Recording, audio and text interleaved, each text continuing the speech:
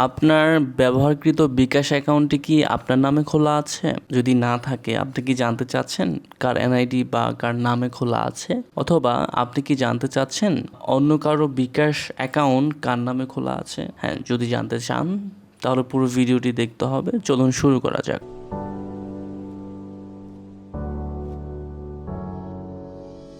যে কোনো বিকাশ অ্যাকাউন্ট কার নামে খোলা আছে এটা জানার জন্য আপনাকে ছোট্ট একটি প্রসেস ফলো করতে হবে। সেটা হলো আপনার মোবাইল ফোন থেকে সেলফিন নামে একটি অ্যাপ আছে, সেটা ওপেন করে নিতে হবে।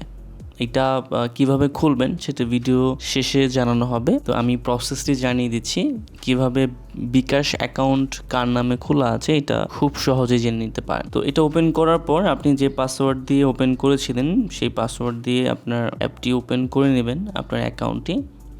আমি লগ ইন করে নিচ্ছি। লগ ইন হয়ে গেলে আপনার এই অপশনে ফান্ড ট্রান্সফার নামে একটি অপশন পাবেন, সেখানে যাবেন।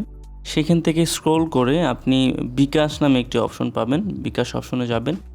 এখানে আপনি যে বিকাশ নাম্বারের নাম জানতে চাচ্ছেন যে কার নামে এটা খোলা আছে সেই নাম্বার প্রবেশ করবেন। আমি যে কোনো একটি নাম্বার ইনপুট করছি।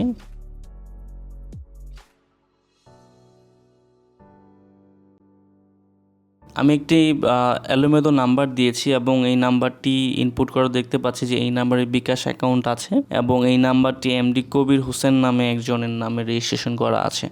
সো ঠিক এইভাবে আপনি যে কোনো বিকাশ অ্যাকাউন্টের নাম জেনে নিতে পারবেন খুব সহজেই। এখন এই সেলফিন অ্যাকাউন্টে কিভাবে ক্রিয়েট করবেন, সেলফিন অ্যাকাউন্ট কিভাবে ক্রিয়েট করবেন এটা একটি ভিডিও লিঙ্ক আর ঠিক উপরে লিঙ্ক দিয়ে রাখছি, ডেসক্রিপশনে থাকবে, সেখান থেকে দেখে নিতে পারেন।